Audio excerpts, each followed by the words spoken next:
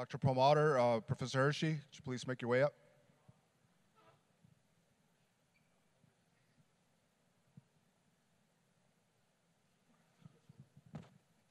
What's that? Oh, yeah. Your presentations were pretty interesting,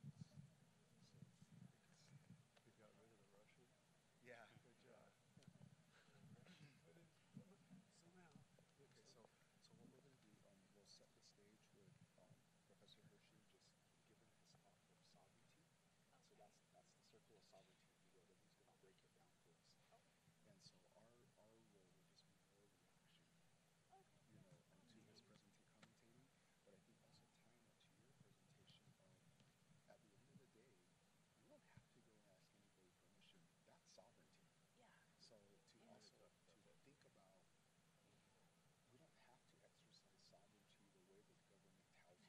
Did you have a book or anything that you can with a lot of this information in it? Okay, folks, we're going to go ahead and get started here. Our next presentation is why do we add the word tribal before the word sovereignty? And we're going to have Professor Hershey do a little bit of background for us, and he's going to share with you this presentation here. And I won't touch it. I'll let him take it from there. But what I want you to think about is how mainstream society thinks about sovereignty, and even us in our own tribal government, how we discuss and converse about sovereignty, whether we know what we're talking about or not. But think about it in the context of where that terminologies come from, what it means, but also think about it in the context of what Dr. Promoter talked about yesterday, and that in the end of the day, we have the authority to make the decision. We don't have to go get permissions on what we're doing today. So related to this issue, think about what that means as part of our identity. Think about what that means in the context of making decisions and defining who we want to be on our own terms and our own merits. And think about how we use this going forward.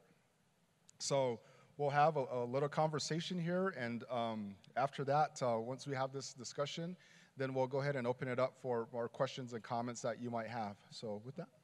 Thank you.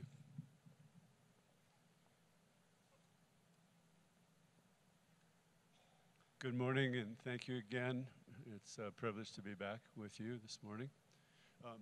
I want to start something by telling you just a pinch about me. When I graduated law school in 1972, my first job was on the Navajo Indian Reservation. I was a DNA attorney. It didn't stand for deoxyribonucleic acid DNA ancestry. It was Dene.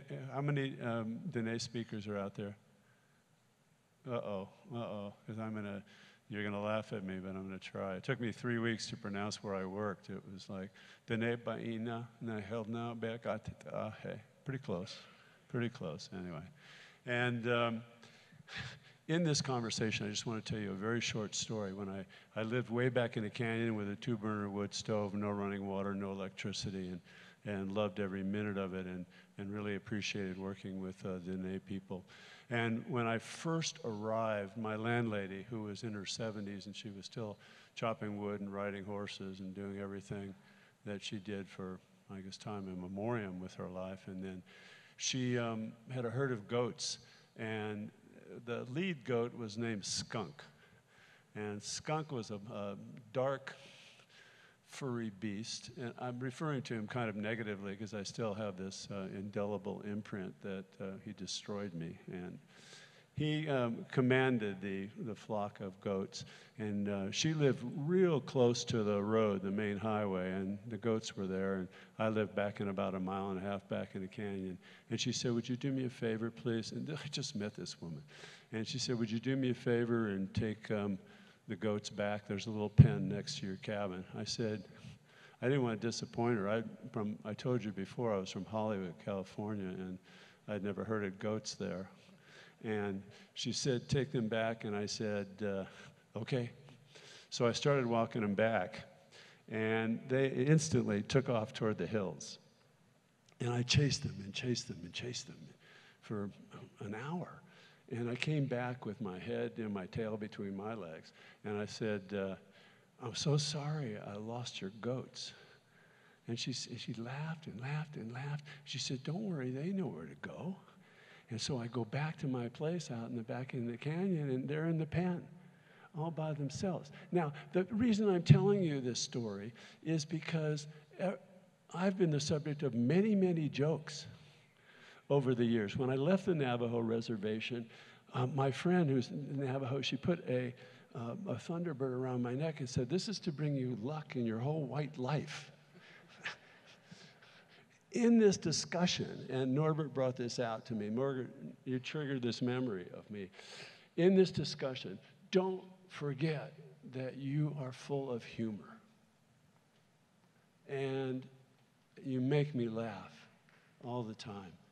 Native people are full of humor. And as serious this is, don't forget the absolute joy within which and the opportunity and the optimism that you have. And make sure you keep kidding each other too. That's it. So, with that little bit of introduction, there was a Gwich'in elder that once taught me. Her name was Mary Pilgrim, and she said the longest distance in the world was the 14 inches between your head and your heart. So, with that in mind, I've kept a few things together. But let me talk to you about sovereignty just for a minute. And what Dr. Luarkie, what Richard said, is that you don't need anybody's permission. The act of a sovereign is to just do it. Too often, Native peoples, and to this day, especially in Canada and here, Native peoples rely on the processes that have been set up. And I'm a fervent advocate of all tribal peoples seizing the process back. If we rely upon the federal government's consultation policies, we rely upon the federal government to determine the rules of the game. No. You establish your own rules of the game, and that's the exercise of sovereignty. If you want to be consulted, establish a consultation law that basically says, if you want to talk to us, this is what you have to do. And these are the guiding principles that we're giving you, and this is how you come into our communities and you talk to us. Because all tribal governments are affected by the larger society, the colonizing society, saying, give me your comments within 30 days. Give me your comments within 45 days. Give me your comments within 90 days if you're lucky. And we don't have any funding for you to go ahead and figure this out. And that's an impermissible burden upon tribal governments that are always having to react in crisis mode. Tribal government officials have to react so much, not only to their own people, but always to the external world.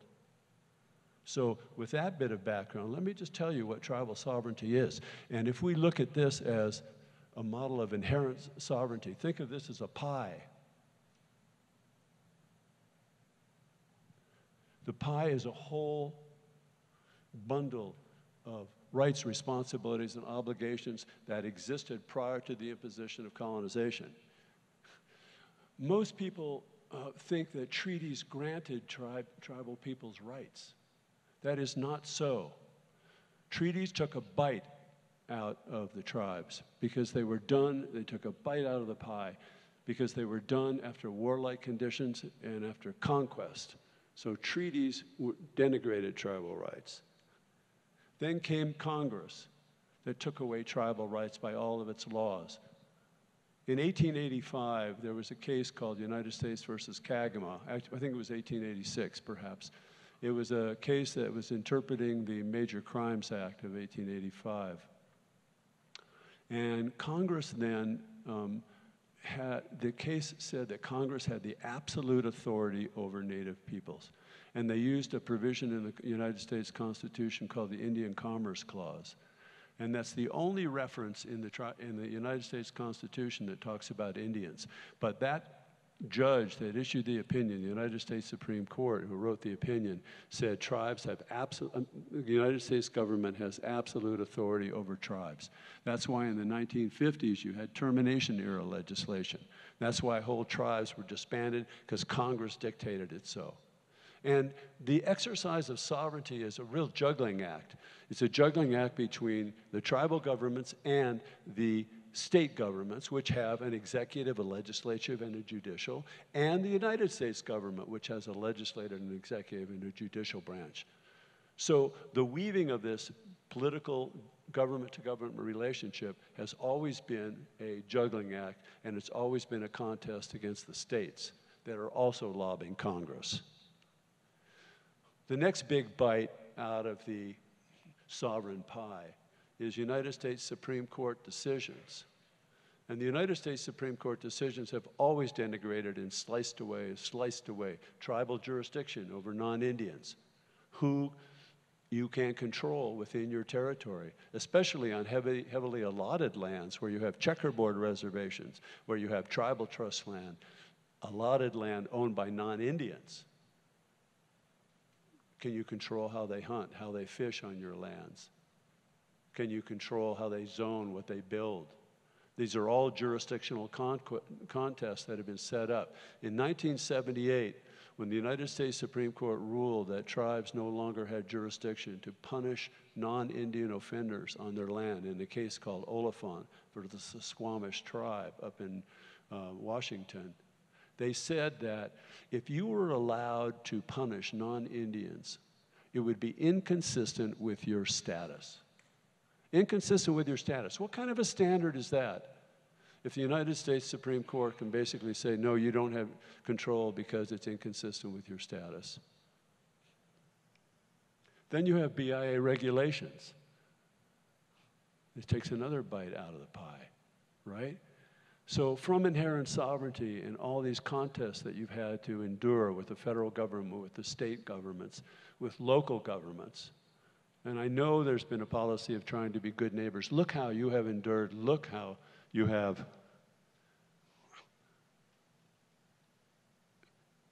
controlled your sovereignty and your destiny. So the things that I want to leave you with too is, number one, seize the processes. Don't rely upon an external world to tell you how you have to approach, how you have to enjoy your sovereignty, how you have to exert your sovereignty. You just do it. And to the young man back there that were asking about whether you needed models that were approved by Congress, you don't need models approved by Congress. You had to decide in your own way who belongs here. So let me just pass that on after that.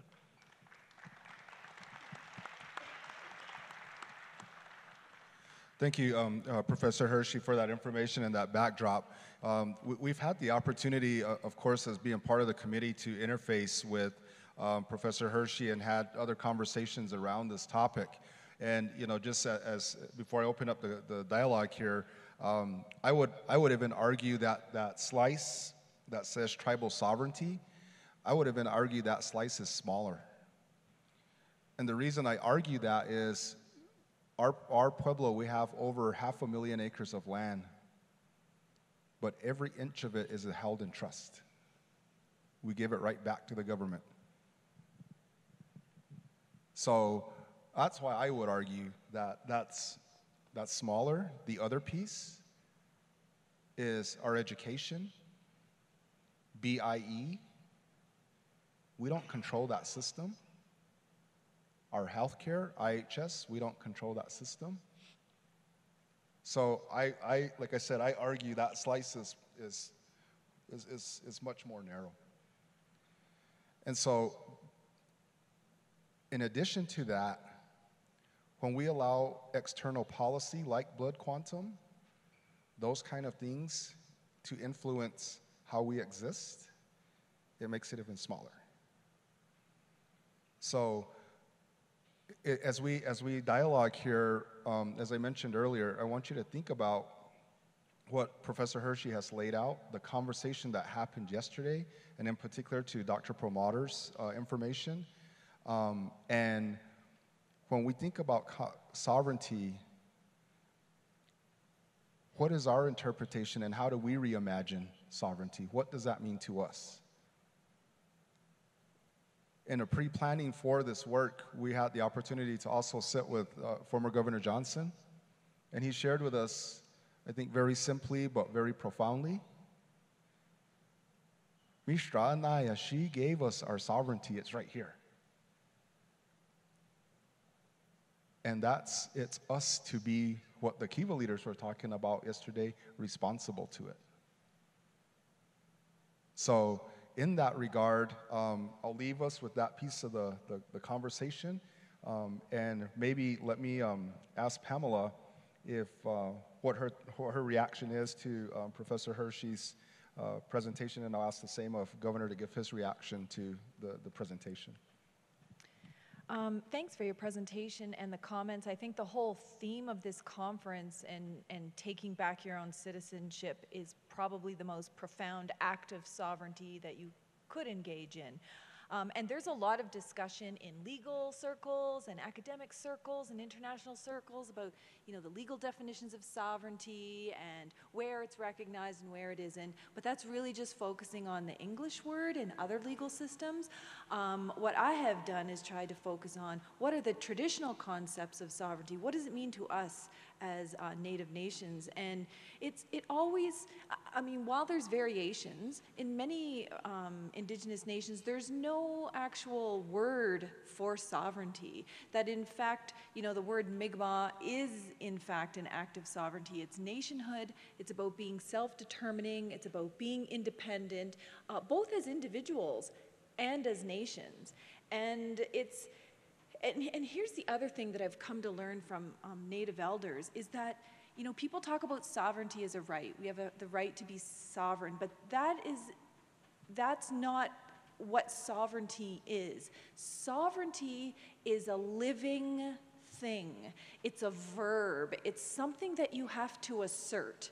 I am from the sovereign Mi'kmaq nation, but you can't just assert it, even if it's recognized. Let's pretend tomorrow the US says, oh yes, we recognize your sovereignty.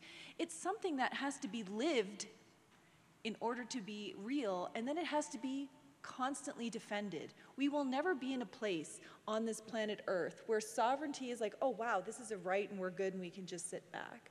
It has to be asserted, lived, and defended all the time. And every aspect of our sovereignty. And here's the other really great thing about sovereignty. You don't need anyone else's recognition. To be a sovereign nation, you don't need the US to pass a law and say that you're sovereign. It may be easier in terms of political relations, but it's not a requirement of sovereignty. And here's the other really great thing I learned from elders is that sovereignty, even if it's denied or not recognized by anyone else, the practice of sovereignty is what makes it a reality. So if you've ever looked at other countries in the world that haven't been recognized as sovereign, or little parts of countries that have broken away, they weren't recognized by the United Nations, they weren't recognized by other governments, but the practice, the faith in their sovereignty and independence and nationhood, and just doing it, at all costs, became a reality, and recognition follows reality. But that reality will never be created for us. That's something that has to come from us, and it's something that we have to be committed to like our ancestors were. They gave their lives to protect our sovereignty and our nationhood and our territory. And that's the kind of core of it.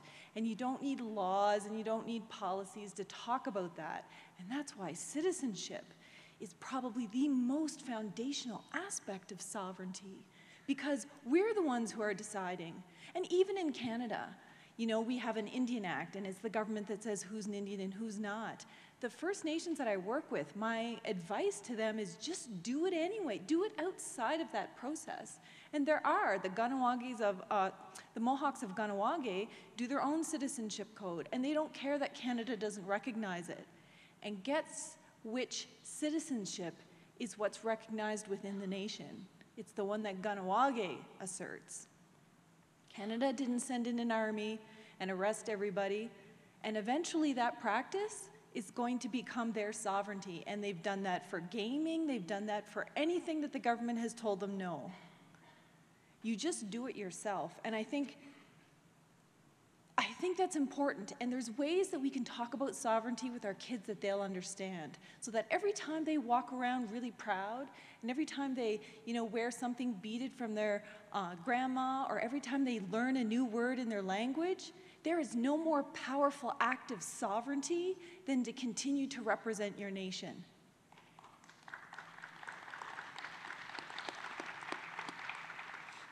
So, I mean, those are kind of introductory words, but I think, you know, as this conversation goes, that really applies to, you can't apply it to anything more than citizenship and territory. I think those two are inherently combined. Thank you, Robert, Pamela, Richard, for the discussion here. And, you know, for me, you know, sovereignty is a very important word for our pueblo. You know, our sovereignty has been recognized by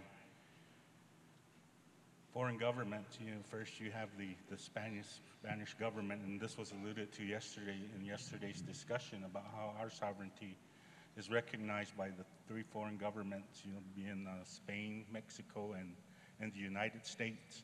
Although we give up little pieces of our sovereignty when we accept, you know, federal dollars from the federal government for programs that are operated here on the Pueblo.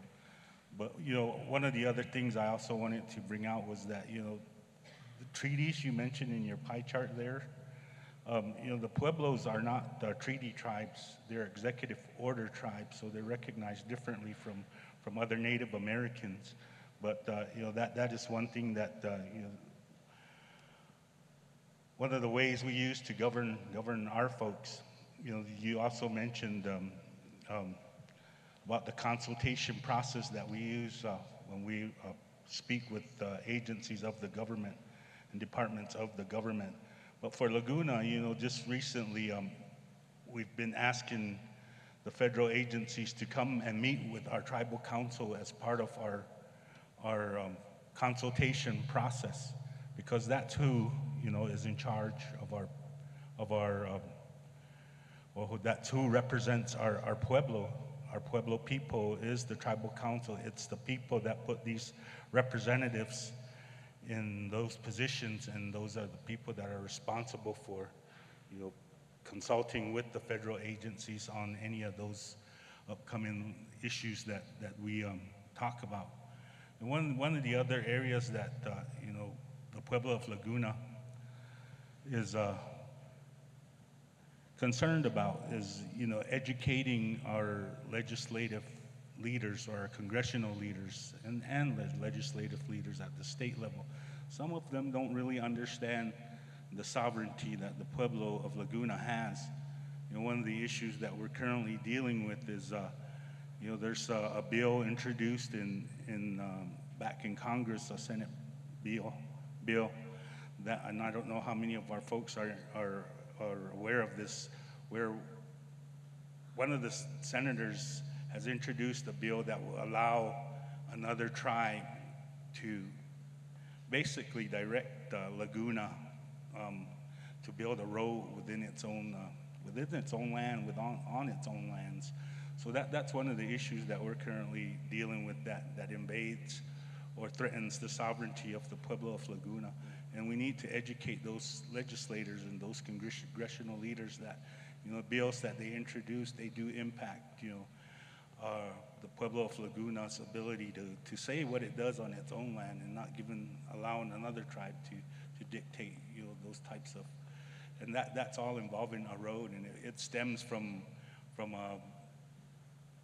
a case back in the 80s, 83, the Navajo Hopi land dispute. There's the bill, it's a San Juan bill, where the Navajos are going to be, are proposing this bill to take federal lands within 18 miles of Pueblo's land base, and that's one of those issues we're dealing with right now. But this is something that our lobbyists are keeping on top of in DC. One of the other areas where we're also faced with challenges of our sovereignty is in our water rights. There was a recent case, the Abuzelman case. There was a decision handed down by one of the district courts that says that when the Spanish came in, that did away with the Pueblo's rights to water. But we're challenging that. We've signed on to a friend of the court case for that Abuzelman case. So those are some of the sovereignty issues that we're currently dealing with right now. And as far as the way we exercise our governance system, we do so in a manner, as was mentioned earlier on, that we still use the ways our forefathers taught us. We were told that one day we would meet up with foreign governments that would bring other beliefs to us, and we've kind of put those two beliefs together. You have the Catholic religion, you have the traditional form of government that we still had back then. Now we've adopted the Spanish-Mexican ways of governing, but we've brought all of those together to operate in a way where we can use those ties back to our ancestors. And we start off our meetings and most of our events with a prayer asking for those ancestors to come back and help us to make the right decisions, or use the right words, use a good thought process to move us forward. And I believe very strongly in calling back all of those ancestors that have gone before us. And that's our tie back to the instructions that were given to us by our Creator when we emerged from our mother. So all of these things we still use and we still exercise, and we still have our doings, our religious beliefs, our religious systems. We still exercise our sovereignty in those, and hopefully we can continue to pass those on to our children going forward. But our stories, our songs, their prayers, and we reach back and we ask for those that have gone to help us to continue moving forward. And it's not just the tribal government that says how things happen. It's the people and the way that we represent our people in those tribal council chambers. I think that that's one of the things that we strongly believe in, and that sovereignty is being exercised in that manner. So thank you.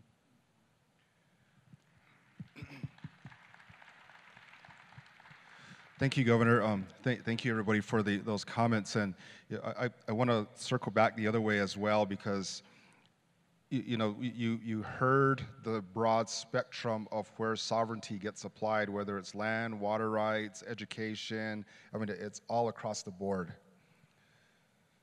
Peeling back that piece of the onion skin and peeling another one back and going back to the very core.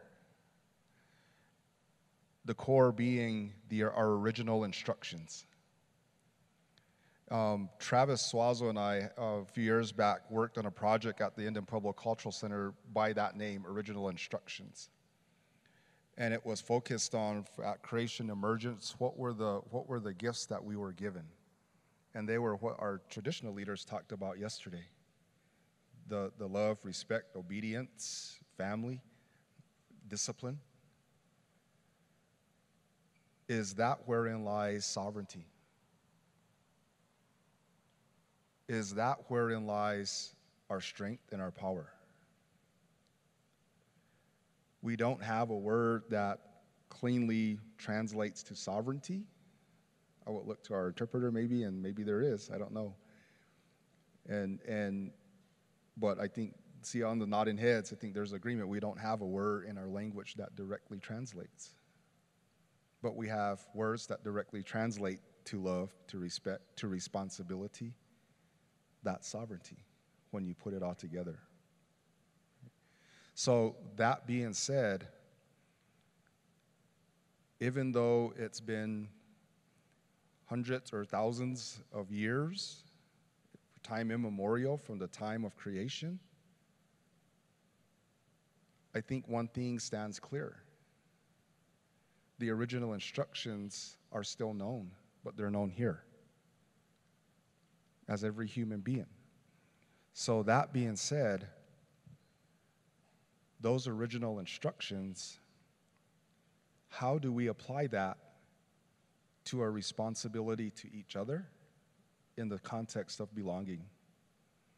And so let me start with Governor again, and then we'll go back down and wrap it up with Professor Hershey. Thank you, Rich. You know, the core values that we use, you know, as was mentioned,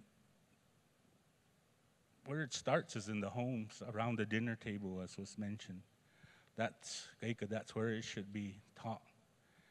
And, you know, we exercise that also through the kivas that we have. You know, we try to invite our members to come back and be a part of our community, be a part of our processes that we have. And, you know, our village meetings also are part of the process that we have. But anywhere that, you know, tribal leaders the folks are gathered, you know, we try to express our core values, and having our people exercise those core values. You know, all of those things are part of the responsibility that comes along with whatever leadership position it may be, whether it's in tribal government or whether it's in our traditional leaders, our kiva systems. All of these things are expressed in the kivas, in the churches, in the plazas. And, you know, that's part of the responsibility of tribal leaders. That's probably a big part of the responsibilities of the parents, of the elders, and so forth. So, you know, that's some of the ways that we can teach our children. But again, we got to get involved and not just sit back and let others do it for us. We got to do it ourselves, as was mentioned. And like I said, it starts in the homes. But, you know, we cannot give up. We got to keep voicing these to our children, because they're the ones that are going to lead us forward, take us forward. And this is who we're doing. All of what it is we're doing today is for the children and those yet to come. So I'll go that far for now. Thank you. Thank you, Governor. Pamela? I think that was a really good way of really talking about the heart of sovereignty, because we get caught up in the political aspects of it, you know, because nation-based sovereignty is so important, and we have to defend against threats against our sovereignty to our nation. But, you know, like everything else that's native, we're talking about a relational concept. So, you know, you've got nation-based sovereignty, where you're protecting your lands, you're protecting your nationhood, you have relations with other nations, you know, you engage in treaties, but the sovereignty of the nation is strengthened and enhanced and only exists by sovereign individuals. And the sovereignty of individuals is every time you speak your language, that's sovereignty. Every time you live by those instructions, that's a core act of sovereignty, and it's what builds your nation. Every time you choose to live a healthy life, you eat the right food, you exercise, you do things that will ensure you're here for your kids and your grandkids. These are powerful acts of sovereignty, because a nation can't exist without its people. And, you know, colonization has kind of interfered with these individual responsibilities of sovereignty and these original instructions. And sometimes we think as communities, well, we'll just send the chief out there, and the chief is going to address all of these things that are wrong. But in what scenario in the history of the planet Earth have we ever seen one individual chief or warrior win a war or defend a territory. You can't do that alone. You have to have all of these sovereign individuals behind you, and then you're an army, then you're a nation, and then you can do this. So just like we want the nation to, support and defend us as individuals, we as individuals have to live sovereign lives and, support the sovereignty of our nations. And I think that's where those original instructions and all of those values are really key. That's how it gets to be the core foundation of sovereignty. But I just want to add one other thing, because we often talk about sovereignty as being, like this little pie that it's interfered with. And I see our sovereignty as it's completely whole. There are interferences, there's challenges with it, there's multiple layers on top of it that are making it different. But our sovereignty is intact. How couldn't it be? It was given to us by the Creator. And so long as there's one individual here saying, I'm a sovereign nation, then we still have that. It's just about how do we navigate those challenges? Because all they are challenges to get over or around or adjust. And if we truly understand what the elders are saying, that sovereignty exists regardless of what other people are saying, then we understand that just because we take programs and services from the federal government, like financial transfers, that doesn't interfere or diminish our sovereignty at all. In fact, federal governments make transfers to states. The federal government in Canada makes funding transfers to provinces, but the provinces will say, hey, we have our own constitutional jurisdiction. Canada gives funding transfers to the continent of Africa all of the time to help with housing and water and things like that. Does that take away from the sovereignty of these independent countries? No, but they would like us to think that. They would like us to believe that our sovereignty is so diminished that our interdependence as nations somehow takes away from our sovereignty and strengthens theirs. But long before they came to this continent, we were engaged in treaties, and we were interdependent with nations. We were interdependent with the fish nation, the bird nation, the deer nation, other tribal nations. That didn't impact our sovereignty. And there's not a single sovereign country in the entire planet Earth that isn't interdependent on another country for something. We need trade, we need economy, we need food, we need protection. And we are no different as nations. We're interdependent, not dependent. Thank you, Pamela. Professor Hershey? Thank you. Thank you, Governor. Thank you, Richard. A few things that I've heard from this conversation is how do we become great ancestors right now? And that goes for me and my family and my children, and certainly for all of us that we're trying to become great ancestors. You also spoke, Governor, about a dependency created by the amount of money the federal government gives. And that's a tough one. Hopi and Navajo depend on royalties from the mines to run their government, to fund their government. I've seen such great examples of self-dependency here. And the imagination of Laguna Kawekame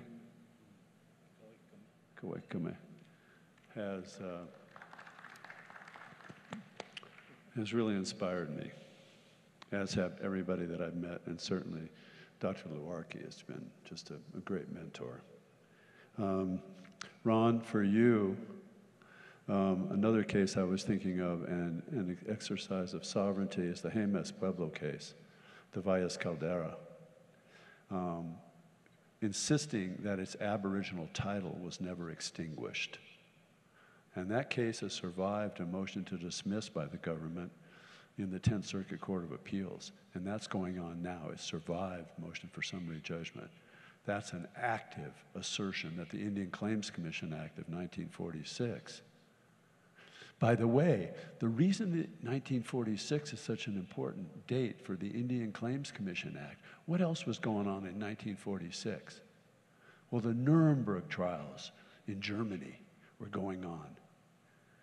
And they were accusing the Nazis of extinguishing Jews, my ancestors. So how could you go ahead and extinguish Native peoples' lands without dealing with a way to compensate them for the genocide that was committed since time immemorial here? I want to tell you two stories. One is cautionary and one is hopeful. And the first cautionary, since Norbert, you brought up Pocahontas, and that's on everybody's mind. Everybody knows Pocahontas from the Disney characterization, right? She was the daughter of a great Tidewater chief named Powhatan. And when the Jamestown colony came, Powhatan's brother wanted to go ahead. His name, I believe, was Opaconchinow, and wanted to just exterminate the settlers. And Powhatan said, no, I'll tell you why I want to keep them here, is because I think then not only do I have control or authority over all the Tidewater tribes, but then I can extend my empire across the seas, and I can include England as part of my empire. But what the colonists were thinking was, well, no, we don't want that. We want to go ahead and settle your land and keep moving westward and keep extinguishing you. So basically, the colonists, they said, we want to anoint you a king. We want to make you a king in your own land. And so what they did was they presented the crown to Powhatan, but they wanted Powhatan to bend down and accept the crown. When they put the crown on his head, the colonists were thinking that he was swearing allegiance and fealty to the King of England. So beware kings bearing gifts. Number one, that's cautionary. And that's Powhatan. That's what I think of when I think of Pocahontas and Captain John Smith. And oh, isn't he such a lovely guy? And I want to marry him. And even though I was kidnapped by him, you know. The Stockholm Syndrome way back then. The other is something that I heard about the scientists at the Hanover nuclear reactor in Washington standing around trying to decide if space aliens came 30,000 years from now, how they would warn them that this area was radioactive. And they're sitting around, or they're standing, and they're talking, and they're talking.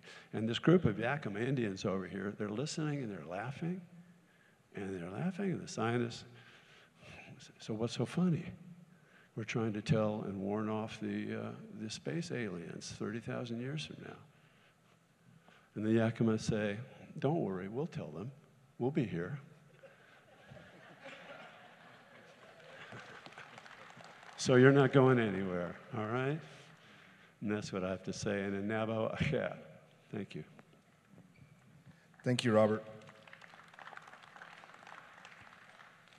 So we're up on 11:30 here, or just a couple minutes away, but we're going to go ahead and open up for comments, questions that you might have, suggestions. Right before I do that, one of the things that Professor Hershey said in reaction to Governor Sayo and Dr. Perlmutter's comments is, how do we become great ancestors? That's really interesting. How do we become great ancestors? And so,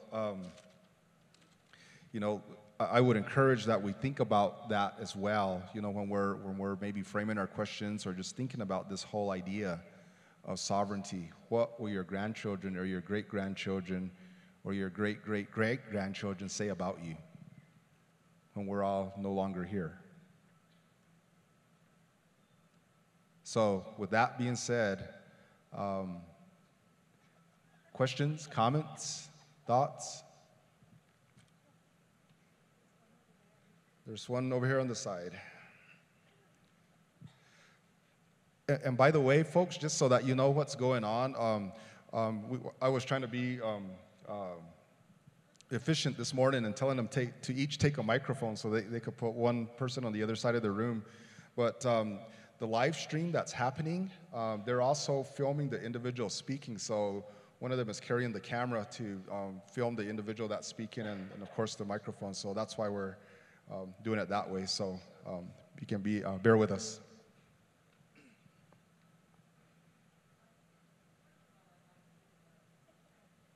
Turn on the microphone.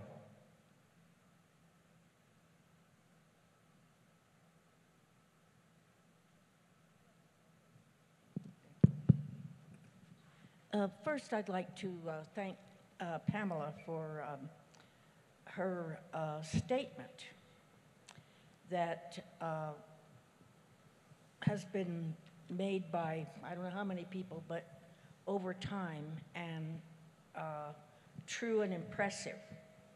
It takes sovereign people to make sovereign nations.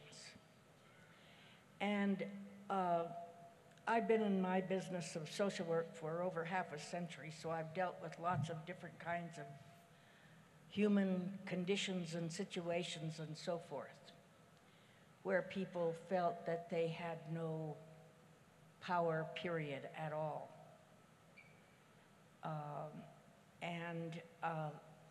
I remind them about the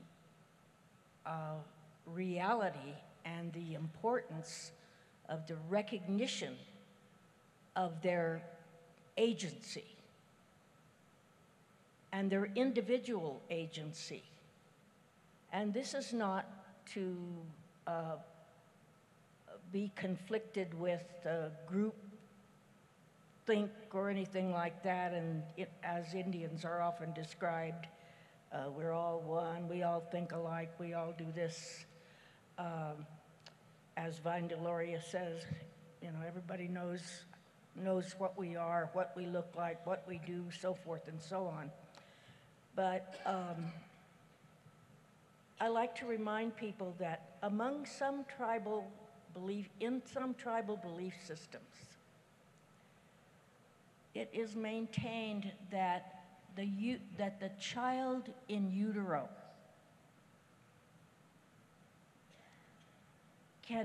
makes the decision whether or not to enter the world, to bring that spirit out. And that is the description and strength of our agency, that we can and do have the right and the responsibility to act in our own best interest as we're educated to know that. And it's just in my experience with different people and efforts and so forth, there often has to be quite a bit of time spent just helping people recognize that they have a right to think, and they have a right to do, and they have a right to interpret, and they have a right to expect. And I think that we need those behaviors to be able to really envision what it means to have a sovereign nation wherein each of us individually and together asserts our responsibility to each other.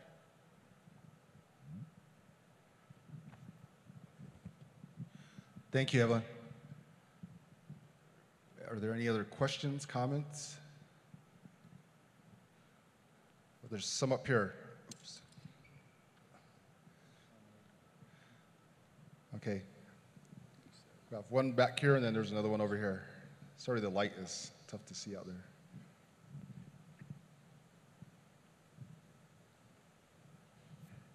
Good Dr. Streeter, sound James. Hi. Though John Jish Bills go away anyway. Citr. Sats Winuska, Mayons again, it's the Yanya and Jeff Strusachi.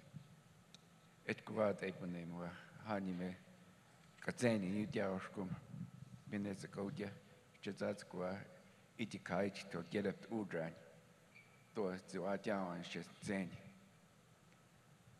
My question is more on the process of what we're doing here. I understand the concept of sovereignty, some of it, but you've planted a seed. And I ask this of not only council, but those that are present here and those that are listening. How are we going to continue this effort? Is there a process in place that we can continue this effort? Or is it just going to be another conference and that's it? We've gone through a number of conferences. We've needed the input of the folks. You've received input from the folks from here, but we don't know quite honestly how to develop the process to inform everybody.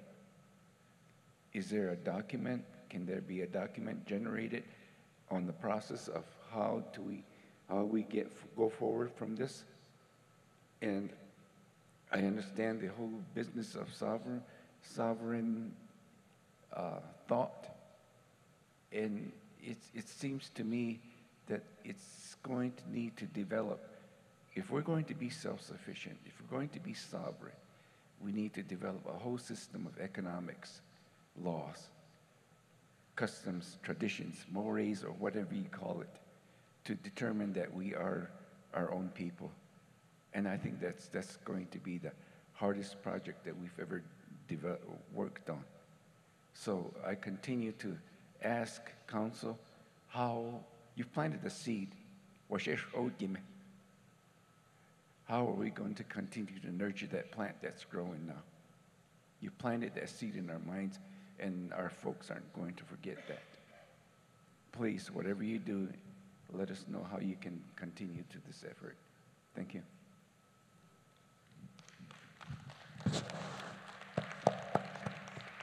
Okay. Thank you, Mr. Lucero, Stan, for asking the question. We wanted to plant this particular seed as it relates to blood quantum and the way we use it to recognize our members now.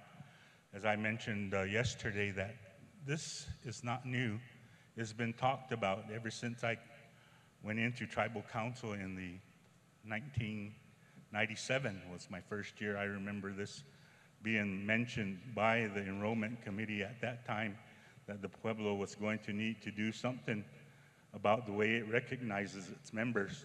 So it's been talked about over the years, and in 2012, I believe it was Dr. Luarkie had stood up a committee to address this, and I was part of that committee as a member of that committee. So it worked for a while, and then it just fizzled out. So when I came into office again, I picked it up, shook it off, and I asked that, council again start working on this particular initiative so that, we can come up with some ways or some options to present back to you all at some point in time.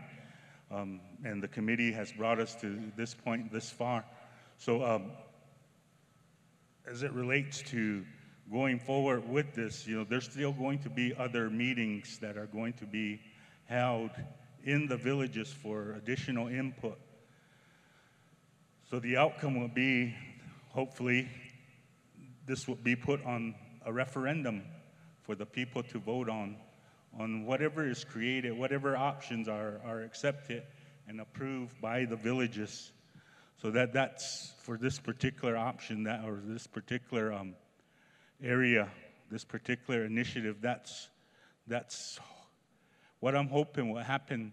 It's not going to happen right away. I'm hoping that next year's administration will also pick this up and keep moving it forward, because we can't let it drop. If we let it drop, then that's going to affect our children. That's going to affect how we recognize members. If we don't do anything, the blood's going to run out. The Laguna blood, the blood quantum method, and the way we're using it to recognize members, there's not going to be enough blood in our children to recognize them. Right now, those children coming in that are being presented by the enrollment committee, we're only recognizing them. We are recognizing a lot of them at the fourth force or the 1/4 level. We're only seeing, I think, in the last 6 years, about 2 or 3 individuals with 4/4 Laguna blood in them. The majority of them that are coming through are only half the minimum amount of 1/4. So if we continue to use the blood quantum method, say we give our folks 4/4 blood, all that are recognized today, it's going to have the same effect later on down the road. We're going to have to come to this level again and either raise the levels again or not. But we can do this if we get, feedback, if we get information from you, if we get input from you all on what it is that will work best for the Pueblo of Laguna. So those are my comments about the blood quantum issue we're discussing. There's other issues with language going on. There's other issues with economic development that we're looking at, and hopefully, those will also be supported and by our people. So I'll go that far for now, and I'll allow Dr. Luarkie to respond further. Thank you, Governor. And Mr. Lucero as well, one of the things that the committee has been assigned to from council is that as a follow-up or a conclusion to this conference, there'll be a report submitted to the council, and in that report will include some recommended next steps. The committee does not have the authority to make that decision. That's a council decision. But your question is well appreciated, because I think everybody has that same question, and so do we. What is going to be that next step? Consider this a first phase or first step, because it was to inform and to educate so that we don't put the people in a position of saying, give us feedback when we haven't even really told you for what, right? So this is an effort to try to inform and equip everyone with as much information as we possibly can. So when we get to that point, we're able to move forward more collectively, but we will be submitting a report to the council per their directive, and that will include some suggested next steps. There's also the questionnaires that were handed out, the surveys that Dr. Luarkie spoke about earlier, to try and get as many thoughts as a result of more of your comments as a result of the information that was presented here too. And he also said that there was a website that's going to be posted on the Tribal Council webpage to submit further and more extensive comments on your behalf. We're going to collect all these and then try to create some sort of a report to the council. Okay. Duaspek Josh Sehopa. When I met Leroy Silva at Gawana Shashkahanu Hapani Washti, Goikam and Goik So. If you're happy and you know it, clap your hands. See some smiles out there. First of all, I'd like to thank the organizers for putting the live feed on YouTube. I was watching yesterday, I was multitasking, so thank you very much. And thank you very much for those of you who shared your words yesterday. I was very inspired, and this is why I'm here today. So something that I've been thinking about and something that I've been coming across during my travels and my work is the word of revitalization. Revitalization of language, revitalization of culture, revitalization of values, core values. And something when I think about sovereignty is that something that, it could get muddled, it could get cloudy. And what Pamela, could I call you Pamela? What she mentioned is that, sometimes sovereignty could get lost in all the policy and politics and stuff like that. I'm not one for politics, I'll tell you the truth right now. But I think when we reach those points where everything seems muddled and something seems just too over our heads, that we have to go back and recognize the value of our traditional social systems and our traditional type of government, not only for Goikame, but for all indigenous nations. The organization that it took to manage hundreds and thousands of people, the power and efficiency that it had prior to first contact, in our case, before the Spanish came here in the 1500s. And I think, too, going back to sovereignty, and some of the speakers mentioned it, too, is that the basic foundation of sovereignty is knowing who you are and knowing where you come from. And I think that's, no matter where you go, those of us who are fortunate to leave and go to school, or even just representing who you are, that's the basic foundation of sovereignty, what your clans, who you are, where you come from. Because no matter where I go, this is my home. So just like the gentleman said, I have a house in Albuquerque, but Goik will always be my home. Also to politics, going back to politics and going back to the pie chart. Also too, we got to play the game. And I give a lot of respect to our councilmen and other people who fight that fight for us on the different levels of tribal, and also to the government, U.S. government. And, but also too, going back to what Pamela said, even though we need to call the shots, so we don't need anybody's approval, that we need to call our shots too. And how do we take back our education? How do we take back our social structures? But also too, how do we take back our health? My background is in health and wellness, and I work with a lot of youth, and that's been the thing too, is love yourself. Part of loving yourself is being healthy. And going back to what Pamela said, is that we need to be here for our next generations, for 7 generations, and that starts with our health, of being able to love yourself. And you know, it makes me sad to know that and see our youth, even adults and elders who don't take care of themselves. And yeah, so that's where I'm coming from with that. And I strongly encourage you to really, you know, do some reflection and, you know, take back our sovereignty. And part of that is being healthy people. And Jeff and my Auntie Sally mentioned is about being nice to each other and treating each other well and loving yourself. So that's something of inspiration that I learned yesterday. And again, I wanted to thank the council and all the organization that took place to put this on. And Mr. Solomon, if you want to build the academy, I want to help you. So but everybody's getting distracted by the food, so I better stop. So, Waheme? Thank you, Leroy. We'll take one more question. There was a question back here, over here by the drinks, by the drink stand. There's a hand up over there.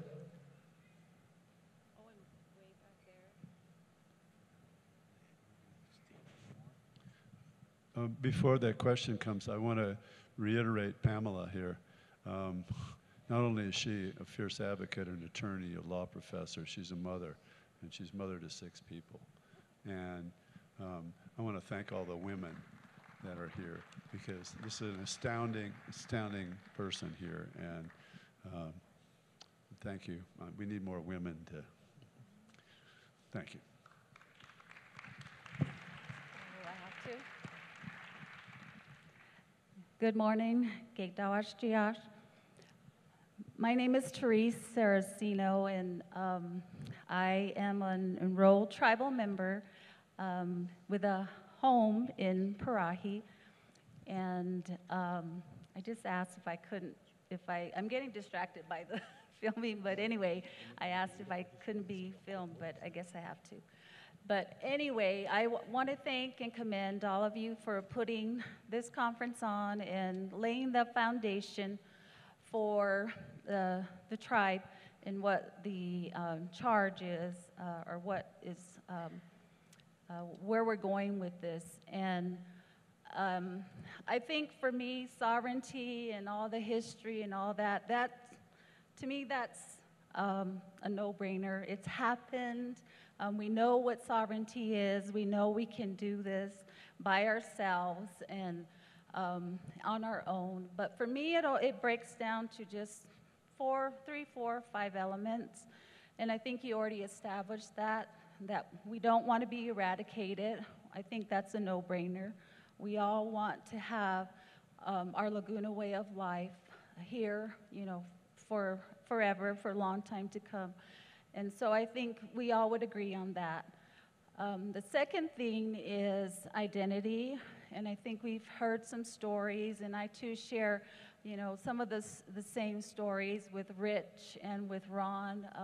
With myself being half Native and half non-Native, and also experienced a lot of the same things that Rich talked about, being accepted by the tribe, and I do appreciate, all those who did help me to feel like I did belong.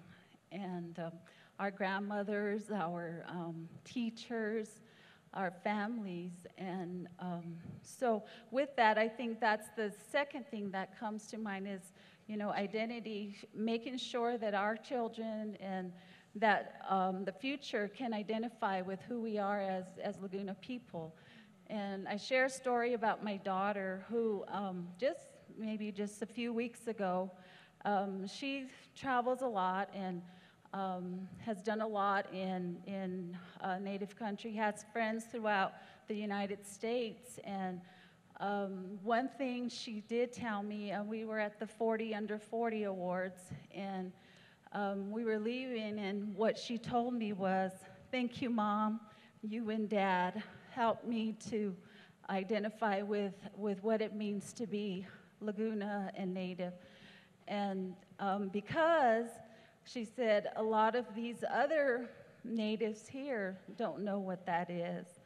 And so I think maybe we did and are doing something right by sharing what we know and learn from others in the community, and continue to do that with our grandchildren. I have a 4-year-old granddaughter who also, her birthday is coming up, and one thing that she did share is, are all my family from Laguna coming to my birthday? And she lives in Albuquerque, and we bring them back to Laguna as much as we can when things are going on. So she, as a 4-year-old, she knows where she's from and who her family is. And so I think we're on the right track. I think we all could do better, but I think identity is one of the second thing. The third thing, I think, is the financial and economic status and barriers and element of our tribe and of a lot of tribes is, I think if we were to level the playing field, remove all those barriers as to land, homes, education, access to health care, and all of that, I would challenge all of you to think about that. If we all had that as, we all could have access to that, how would that change how we feel about the blood quantum? I think we have a long way to go. It is so difficult to get land, to get housing on our tribe. I mean, it's so difficult to even use the halls for birthday or whatnot. These investments that the tribe has put into building community centers. And, you have to go, it feels like going through, getting a root canal or whatever to try to even just get access to the halls in our villages. And so if you, increase how people can gain or get those resources, I think it'll make it easier for all of us. And I think that's something that, I would challenge the current and future administrations of the tribal government to really work on those things. The economy, jobs. I mean, that's something that is, I think when you don't have it, you can't get beyond that way of thinking. And so, again, I thank you all. Tribal sovereignty, I deal with that when working in employment law, and so I know it can be done. I know the laws, all over the country are continuing to be challenged, but I don't think we can change that. I think we just keep trying to move forward with what we do have and what we can do. But thank you for doing this, and thank you for allowing me to speak. Thank you, Therese. And to her point, and Governor's comment as well, there's a major effort going on right now, as a matter of fact, on the economic side, and all the other areas that she has mentioned, and several of you have mentioned, are not going unrecognized. And so, just to give that reassurance, the issue where we have before us, on membership and blood quantum is very significant, though, because if we don't exist anymore, then those other things don't matter, right? So, so it's really important to make sure that we maybe even rethink what our priorities are, you know, and going forward, and are there simultaneous priorities, you know, as we go forward. So I think Therese hits on a critical piece there as we think about these components going into the future. So we're going to go this far with this particular topic. Before I conclude, Governor, did you have a comment on this one? Okay. Before I wrap us up here, I want to say thank you very much to Professor Hershey for the presentation he provided. Thank you very much, Dr. Palmater, for sitting on the panel, and Governor Sayo for sitting on the panel. Thank you, guys.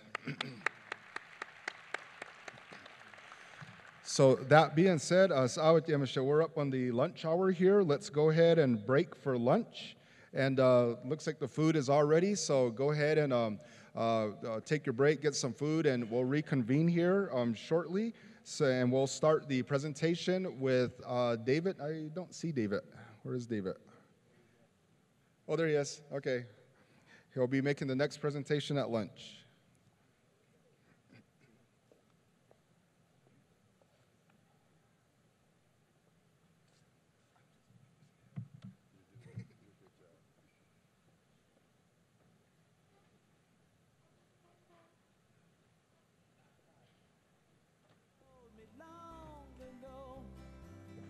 There's a calm before the storm. I know it's been coming for some time.